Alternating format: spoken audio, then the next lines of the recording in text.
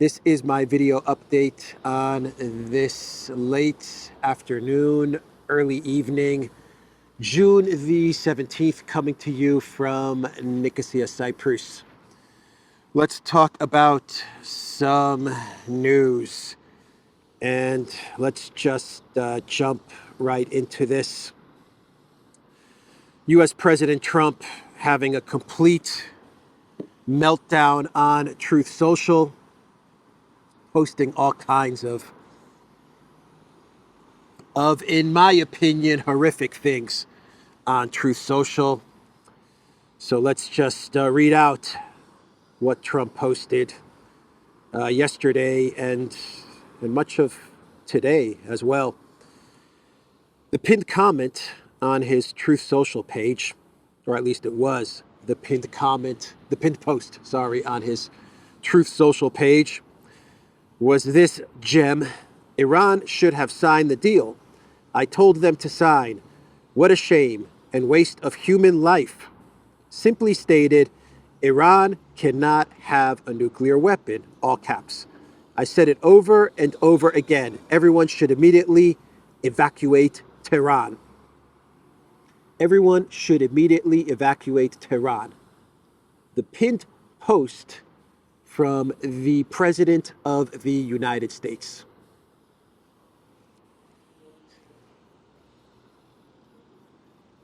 And in all caps, Iran cannot have a nuclear weapon. Iran cannot have a nuclear weapon is weapons of mass destruction. Same thing, no different. Empty slogans meant to trick and manipulate people into war. Anyway, Trump was not done. That was his pinned post. He then went on to publish on Truth Social. Publicity-seeking President Emmanuel Macron of France mistakenly said that I left the G7 in Canada to go back to DC to work on a ceasefire between Israel and Iran. Wrong. He has no idea why I am now on my way to Washington, but it certainly has nothing to do with a ceasefire. Much bigger than that. Whether purposely or not, Emmanuel always gets it wrong. Stay tuned. It's not a ceasefire. It's much bigger than that. Yeah, it's one of two things. One of two things, right? Either Iran capitulates to the US's demands, or we're going to war. The United States is going to war. Trump is going to war with Iran. Direct war with Iran. One of the two. If it's not a ceasefire, then either Iran is going to accept his ultimatum, which is what the Trump White House is giving Iran. They are giving Iran an ultimatum. Zero uranium enrichment, zero civil nuclear energy, peaceful nuclear energy projects, none of that stuff. You abandon your ballistic missiles, all of these things you have to get rid of.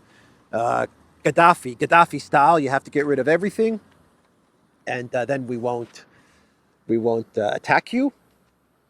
That's the first option, or the second option is we are going to attack you, because as Trump puts it, he's not going back to DC, leaving the G7 early so that he can work on a ceasefire and avoid war and pick up where the negotiations were stopped. The sixth round of negotiations, technical negotiations, which never took place on Sunday. Maybe you can pick up from there, because Witkoff and the Iranian foreign minister, your boy, Steve Witkoff, is on record as saying the negotiations are very positive and they're going very, very well. So anyway, that was another one of Trump's posts on Truth.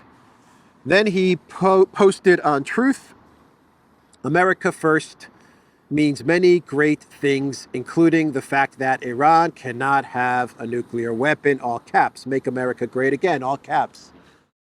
Trump then posted, Somebody please explain to kooky Tucker Carlson that, you guessed it, Iran cannot have a nuclear weapon.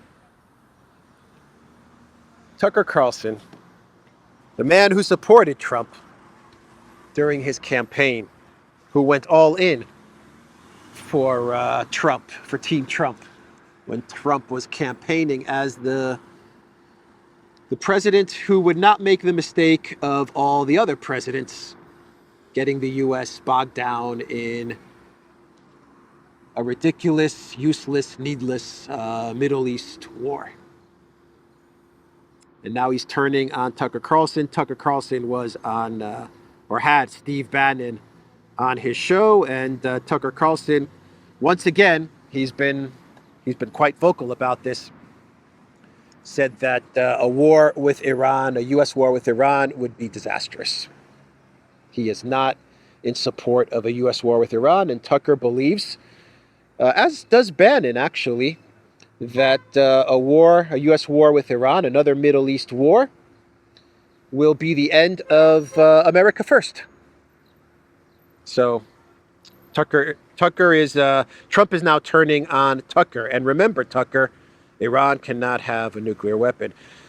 Trump also posted, I have not reached out to Iran for peace talks in any way, shape, or form. This is just more highly fabricated fake news. If they want to talk, they know how to reach me. They should have taken the deal that was on the table. Would have saved a lot of lives.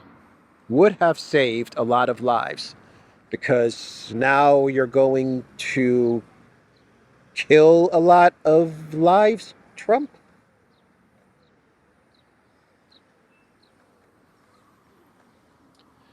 Trump tore up the JCPOA that was negotiated because it was a bad deal. He got the deal that he was asking for, which was enrichment to, what is it, to 3.75% or whatever it is. I don't know the number. But Iran agreed to enrichment for nuclear energy for civilian nuclear energy purposes. They agreed to that.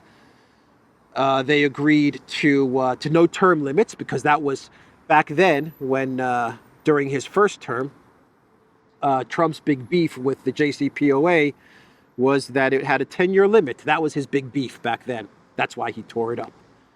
Iran agreed. We'll make this indefinite, no 10-year limit.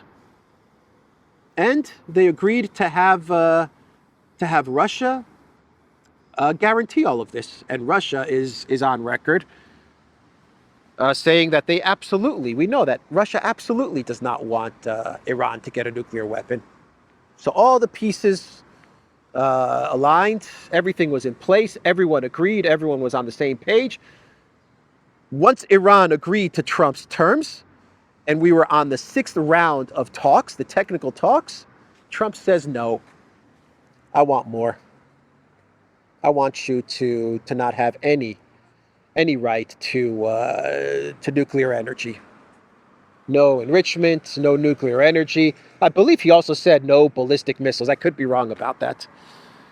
But anyway, doesn't matter. Trump tore up the deal that they had in place, and the rest is now history. It's where we are right now, moving towards a war in the Middle East. We could be days away from a war in the Middle East. So that was Trump on Truth Social. And then he was on Air Force One. And he was asked by a reporter about Tulsi Gabbard. Because Tulsi Gabbard, at the end of March, the person that he appointed as the director of intelligence, he appointed Tulsi Gabbard. She's on record testifying to Congress, saying that she has seen no evidence that Iran is pursuing nuclear weapons. None, zero, zilch, nada, nichevo. Trump's appointee. Trump put her in that position. This is Trump's person. This is the person that Trump is supposed to get intelligence from and to make intelligent decisions. She provides the intelligence. He makes intelligent decisions for the good of the United States of America. That's how this goes. She says no nuclear weapon from Iran. We don't see any signs of it. What does Trump tell the reporter? I don't care. I don't care what Tulsi says. I don't care what she says.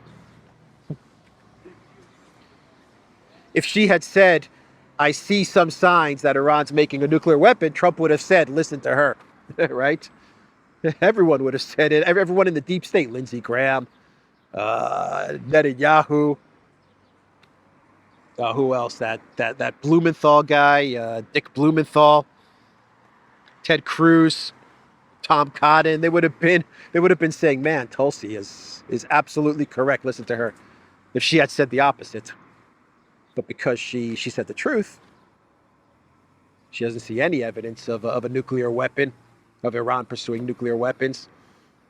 Now Trump is saying, I don't care what she says. This is Trump's way of saying, Tulsi, you have to go. You have to go.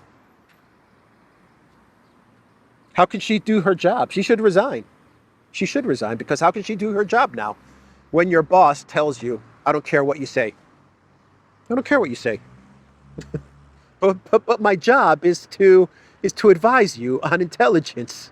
My job is to provide you with intelligence. I don't care what that intelligence is. So the news, the rumors are that Trump was about to launch a war, and there's an article on Semaphore where Trump was apparently everything was set for Trump to strike, but it looks like J.D. Vance and Steve Witkoff convinced Trump. This is the way it looks. These are rumors, but I believe it because we see what happened. I'll tell you what happened in a minute, but it appears, according to various reports, that Trump and Witkoff told that Vance and Witkoff told Trump, let us give it one more try with Iran. Let's see if we can avoid a war. Let's see if we can get them to agree to your new terms, because these are the new terms. Let's see if we can get them to agree to the new terms, and that's what Trump and Trump said. Okay, so he gave Vance and Witkoff the chance to meet with Iranian officials, and they're going to meet allegedly with the Iranian foreign minister, and they're going to try to see if they can get some sort of an agreement in place. But we know what that agreement that Trump demands is. We know it. He told reporters on Air Force One when they asked him, Trump said zero uranium, zero enrichment, zero missiles, zero everything, and then we're good. And then that's when the United States is going to launch an attack, right? Like Gaddafi. Gaddafi gave up everything, and yeah, a couple of years later, we saw he died. That's what Hillary Clinton said, and she was laughing. She was cackling. Hillary was cackling when Gaddafi was killed and sodomized. I believe he was sodomized with a knife, with a sword, and she was laughing. Gaddafi gave up his chemical weapons, and we got him. We got him. Trump says he wants a real end to Iran's nuclear program, not just an Iran-Israel ceasefire. This is from CBS News. And Axios reported early yesterday that the United States notified several allies in the Middle East that it does not plan to attack Iran unless it attacks Americans. That's coming from Axios. But that was very early in the day yesterday, before Trump went on this outburst on Truth Social, and before he was asked questions on Air Force One and made the comment about Tulsi Gabbard. Axios was reporting that Trump told partners in the Middle East that he's not going to attack Iran unless Iran attacks America first. Why would anyone believe anything that Trump says at this point in time? No country no world leader is ever going to believe anything that Trump or the U.S. says ever again anymore. Yesterday, Israel bombed. Well, they were trading once again. Israel and Iran were trading missiles back and forth. They were striking each other back and forth. But yesterday, Israel hit the Iranian state broadcasters building, and many journalists died. Many journalists and technicians and staff ended up dying in this building, and this building is off. This should not have been a target, off limits, but Israel hit it.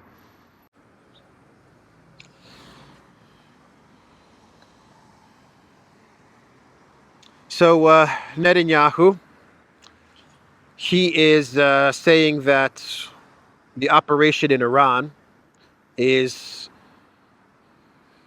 about the nuclear weapons thing, but you know what? It's more about regime change. And now he is saying that the operation in Iran is really about destroying the axis of terror. That's the main objective of what is going on with this conflict against Iran. It's about destroying the axis of terror. It's about removing the regime.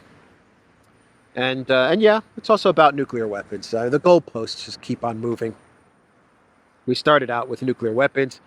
Trump is still on Iran cannot get a nuclear weapon, all in caps. But Netanyahu has moved on. He's now talking pretty much about regime change. Netanyahu also said that Israel will not rule out the killing of Iran's supreme leader Khamenei.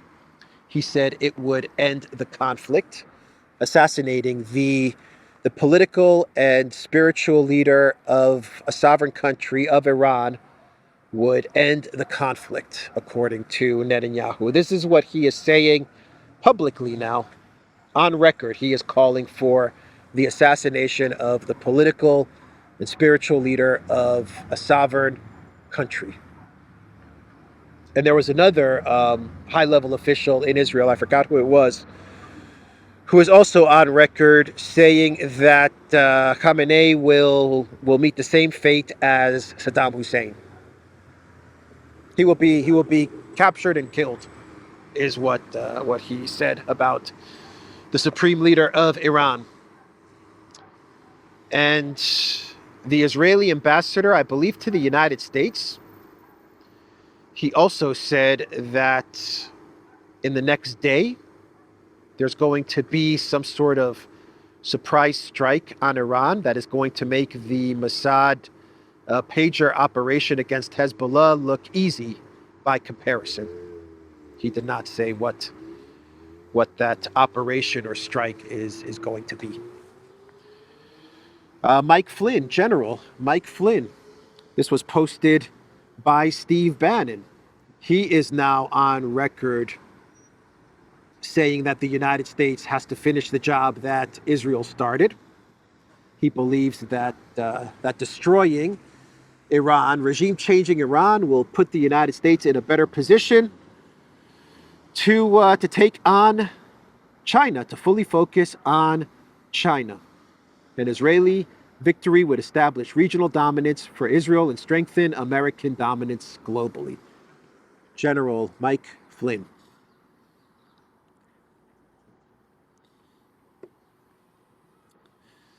So we had I don't know, are we still having? I think we're still having, actually, the G7.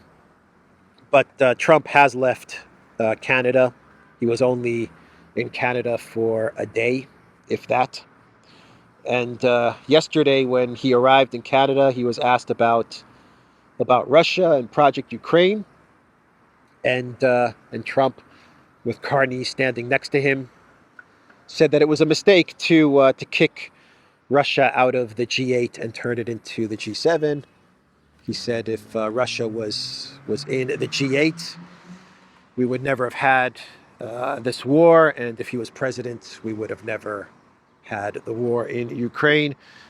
But that was Trump's statement with regards to Russia. He said it was a big mistake to kick out Russia from the G8 and turn it into the G7. So Trump left the G7, and as he was leaving, as he left the G7, the same day that he left the G7, the Green Goblin, Abraham Lincoln #2, Zelensky was traveling to Canada because everyone knows that Ukraine is part of the G7 family, right? Ukraine is absolutely part of the G8, because Ukraine is part of the G7. So now it's the G8, the G7 plus Ukraine, the G8. There you go. You swapped out Russia for Ukraine. So yeah, Zelensky was on his way. Trump had left, and Zelensky's very disappointed because Zelensky said in a statement that he is going to ask Trump for more weapons and more money. That is what he said. He's going to go to Canada and he is going to request more weapons and more money. I hope they understand. Trump skips Zelensky meeting, leaves G7 early. That is coming from the Kiev Post. Abraham Lincoln #2.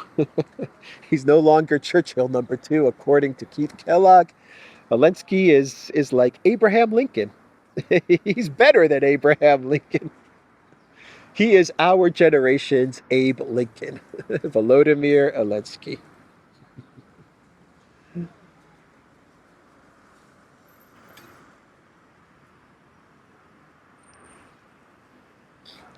All right. The G7, they put out a statement which says, without Trump, right? So this is like the G6, but anyway, the G7 statement says that, take a guess, take a wild guess what the G7 statement is saying. Iran can never have a nuclear weapon. That's the statement from the G7. Iran can never have a nuclear weapon. Podolyak, this Kellogg man, he say yesterday that I am like Abraham Lincoln. So Podolyak, I go on the www World Wide Web, and I Google this Abraham Lincoln. He pretty cool guy, Podolyak. I see what he wears. This very tall hat. I think maybe Podolyak. I buy one of these hats, and it give me new look. What you think, Podolyak, Mr. President? You mean a top hat? This is what this hat called? Yes, top hat. Top hat make me look bigger, stronger, like this Abraham Lincoln man. Podolyak, go on to Amazon and order top hat. Yes, Mr. President. I will order too. Oh boy. Keith Kellogg, folks. He's like Abraham Lincoln. So Maria Zakharova, she put out an interesting statement yesterday from the Russian Foreign Ministry. She announced that the U.S. was postponing talks with Russia. These are technical talks on the normalization between the two countries, the diplomacy normalization, mostly dealing with Russian property that was confiscated and seized under Obama, under Biden, consulates, embassy buildings, bank accounts, stuff like that. And the United States and Russia were working to resolve all of this. And out of the blue, it looks like the United States, they were going to meet in a couple of days, and it looks like the United States canceled that meeting. And Maria Zakharova, she posted, or she made a statement from the Russian Foreign Ministry saying that she hopes that the United States reschedules this meeting. But it was an odd statement from Zakharova that the U.S. all of a sudden canceled these meetings, these talks. And then from Reuters, you had this article, exclusive. Trump administration disbands group focused on pressuring Russia, sources say. So this is the group that was put together, I believe, under the Biden administration. I believe it was under the Biden administration, but maybe not. Anyway, this group was put together. It's like an interagency group that was put together to pressure Russia to agree to peace talks, to agree to the ceasefires and the DMZ and all of the Kellogg plans that he was putting together. So this group was there to try and pressure Russia into agreeing to a 30-day ceasefire and all of this nonsense. Anyway, this group was suddenly disbanded a day after the talks between Russia and Ukraine were also called off. So, it looks like, and this is just a guess, just a wild guess, it looks like Trump is really washing his hands of Project Ukraine. He's got a whole another war going on, a real hot war that the U.S. is going to get involved in a war that they believe they can win. So it does look like he's done trying to pretend to be mediating and trying to pretend to be doing diplomacy and all of these things. He's disbanding everything and just moving on to Iran, Project Iran. No, that's the way it looks. We'll see. We will see. Let's do some other news and we'll make this video a quick one. Today was a long day. We did a really good live stream on the Duran. Definitely check it out with Brian Berletic. And we covered everything that is shaping up in the Middle East. Pretty much covered everything, in-depth coverage of what's going on in the Middle East, or at least what's about to happen in the Middle East with Iran. Anyway, some other news. Sticking with the G7, or the G6, or the G7 plus Abraham Lincoln number 2. Politico says that Macron says he's still confident the U.S. will back further Russian sanctions. Don't be so sure about that, Macron. The signals are that the neocons have moved on to the next war. That's what the signs are showing. Politico is also reporting, and this is a big story that's not getting any coverage, that we could be having snap elections in Spain. So Sanchez, his party, his coalition actually, I believe, has all these corruption allegations, and it's looking really bad for Sanchez and his coalition. And we may be getting snap elections in Spain. There are protests that are taking place now as well, calling for his government to resign and to get elections, and we'll see what will happen there. But given the news flow, this story is not getting much oxygen, even though this is big news coming out of Spain. And finally, an update on the prisoner exchange between Ukraine and Russia and the fallen soldiers, the 6,000 fallen soldiers that Russia turned over to Ukraine. That has been completed. All 6,000 plus soldiers, fallen soldiers that Russia identified and documented, have been turned over to Ukraine. Ukraine has taken those soldiers, and that's it for that story. Russia has fulfilled the Istanbul promise, top negotiator. The bodies of over 6,000 Ukrainian soldiers have been handed over to Kiev as agreed, Vladimir Medinsky has announced. Okay, so let's do a clown world before my voice gives out. And in today's clown world, we return to the G7 in Canada, or the G7 minus Trump in Canada. I don't want any more coffee. Or the G8 with Abraham Lincoln number 2. And Macron was speaking with Maloney, well, whispering something to Maloney as they were sitting around the big powerful G7 table, discussing the fate of the world, the fate and the future of the Western world. And Macron whispers something to globalist Maloney, and, well, take a look at Meloni's reaction to what Macron told her.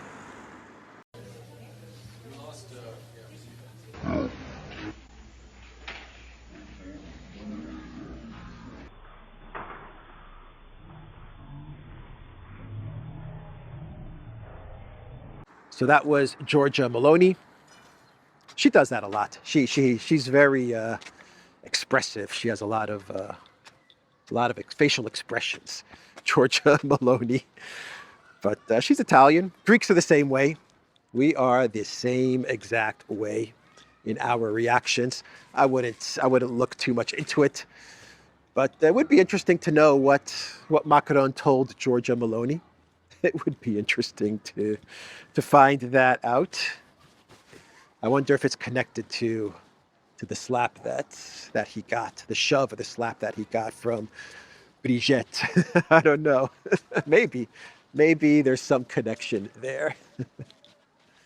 Anyway, I will end the video on that clown world, theduran.locals.com. We are on Rumble, ODYSEE, BitChute, Telegram, Rockfin, and X. Go to the Duran shop, pick up some merch like what I'm wearing in this video update. There is a link in the description box down below. Take care.